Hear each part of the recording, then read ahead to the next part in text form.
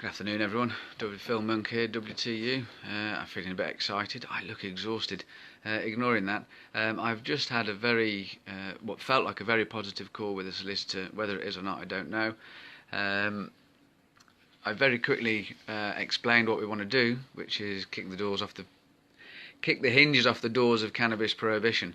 I explained where we're coming from and what we think. So I'm not explaining very well, am I? So I've told her that we have lots of files and documents that show the government have known the truth about cannabis. Well, we've got 1928, 1968, 1998, 2016 reports that told the government the truth about cannabis and that it wasn't this dangerous, harmful drug that everyone should be prevented from using, and that in fact it was less harmful than alcohol and tobacco. So they've known that all along. They've just been waiting to capitalise on its therapeutic potential, is what it would seem after reading Philip Robson's report of 1998. The therapeutic aspects of cannabinoids, I highly recommend it by the way, it is in the files tab of the group. It was commissioned by our health department in 1996. Philip Robson looked into the therapeutic aspects of cannabinoids over a couple of year period, I think it was, submitted his report in 1998 to the health department. This report said, pretty much I'll summarise it to three main points. The first one, it was quite an astounding fact actually, that cannabis is remarkably therapeutic, heaven behold. So yeah, that was the first thing the report told our government, that cannabis is highly therapeutic. The second thing that they sort of summarised was that they needed time to develop a marketable and profitable cannabis-based product. And the third thing that they suggested or recommended was the government ceased the criminalisation of peaceful people who are assuaging their symptoms with natural herbal cannabis. The government suppressed it immediately, obviously, otherwise I wouldn't be having this video call right now, and we wouldn't all be risking our freedom in order to protect our health by using cannabis. The government suppressed the finding of number one, that cannabis is remarkably therapeutic, and they continue to tell their lies for the last 20 years that cannabis is a highly dangerous drug, harmful to human health, when the opposite is actually true, and it maintains homeostasis, as it is highly beneficial to human health. Obviously, misuse, abuse and moderation are key factors, as always with any substance or even activity. Sorry if I'm screaming and pulling faces. So the government suppressed that fact one. They also chose for the last 20 years, despite these findings and this recommendation, to stop criminalising people like ourselves, our good people in this community. We're not criminals, we're not lawbreakers. Well, we are, we break cannabis laws, but apart from that, we're good folk. But we just choose cannabis because we haven't believed the government lies, and we've informed ourselves, raised our awareness, and now know the truth and make an informed health choice, which we shouldn't be persecuted and prosecuted for that health choice. But the government suppressed and ignored that recommendation. So 20 more years later, how many prosecutions have we had for cannabis? Well, I know between 2006 and 2014 it was 1.5 million prosecutions just for possession alone, and they were probably teenagers, most of our youngsters who are out on the streets taking the risk. Choosing that instead of alcohol quite often, but that's a different thing. And the second part of the report by Philip Robson was that they needed time. They needed time to develop a marketable, profitable cannabis-based product.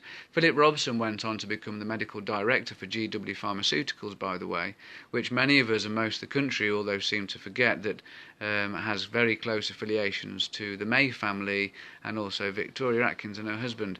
And it would seem that they do indeed directly profit, and indirectly through their husbands profit from cannabis-derived products that, okay, our NHS won't allow in our country because, well, they've been told for the last 20 years it's bad and you shouldn't have it. So no wonder they're a bit surprised when suddenly it's okay, bless you, my love. So, you know, they're still making shed loads of money because they're just being shipped off all around the world, FDA approved now, so they're going to be coining it in while the rest of us are suffering in pain, risking death, risking eviction and prison, basically for choosing a natural herb that humans have used as long as humans have been on the planet and cannabis has. We have an endocannabinoid system. Cannabis regulates our endocannabinoid system, and many would say diseases are a malfunction of this endocannabinoid system through a deficiency known as endocannabinoid deficiency syndrome, which is why I believe cannabis is a food, not necessarily a medicine or a drug, although it can be used as both. Ultimately, it's a food, a bit like vitamin C in oranges. You know, in the olden days on the ships, if they didn't have their vitamin C's from their oranges and limes, they would get scurvy. And if they didn't have their green vegetables, they'd get chronic fatigue and iron deficiencies, B12 deficiencies. And these, as I can vouch from my wife who's suffering both of those, are debilitating. And it's a vitamin deficiency. So basically, it's my firm belief that cannabis is more like a vitamin and a food. So the reports of Philip Robson would show that, and interestingly, they're basically profiting off our misery. So I explained what I believe to the solicitor is tantamount to fraud, and as others have raised my awareness to, conspiracy and terrorism, because we are pretty terrified, let's face it.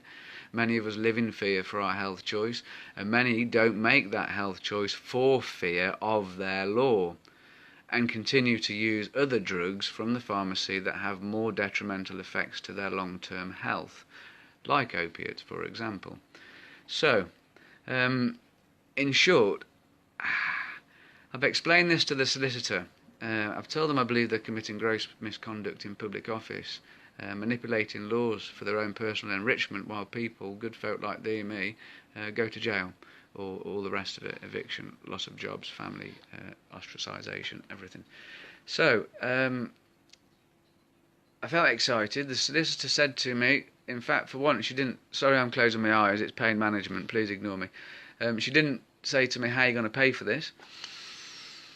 Which is actually a change, actually, because that's normally the first thing, how are you going to pay for this? So she said that they would need to see all of these papers, this evidence that show what we believe, that we think we believe, and they would need to do like a time costing, and then they would need to get back to us. So this solicitor has now gone off to speak with her partner, and they will get back to me either later today or Monday. I would anticipate Monday realistically, because it is last thing Friday afternoon. So on that note, I'm going to eagerly await Monday. Fingers crossed. I keep shouting out to the universe or to God, whatever you believe in. It's up to you what you believe. Let this be the one. Please, please, please, right? Let this be the solicitor that wants to kick the fucking doors off cannabis prohibition, because we've been persecuted and prosecuted for unjust reasons, all based on lies, all declared now by the World Health Organization. So, do me a favour, will you? And do the same, yeah? Just cross your fingers and just believe, hope, pray. I don't care what you do. It's up to you. I believe in freedom.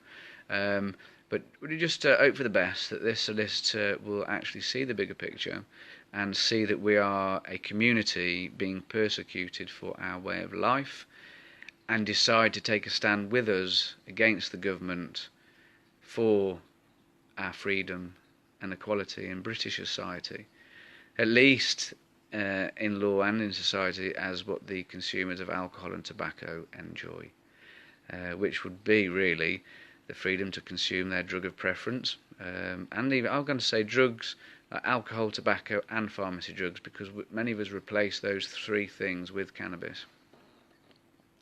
So we shouldn't be prosecuted. We should have somewhere safe to be able to go and buy our herb from. We should be able to grow our own herb, prepare our own herb.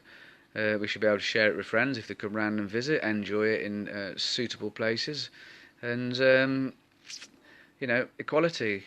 That's what we're after. So hopefully they'll come back to me Monday, and we'll have to start fundraising, actually. That's what we'll have to do. So fingers crossed, everyone. Right, I'm going to leave you in peace. Oh no, I'll see you again at 8:40, because at 8:40 we're going to do the live raffle, which is what I'm going to go and prepare for now. So love and peace. Keep your spirits high. See you at 8:40 for the live raffle. Bye bye.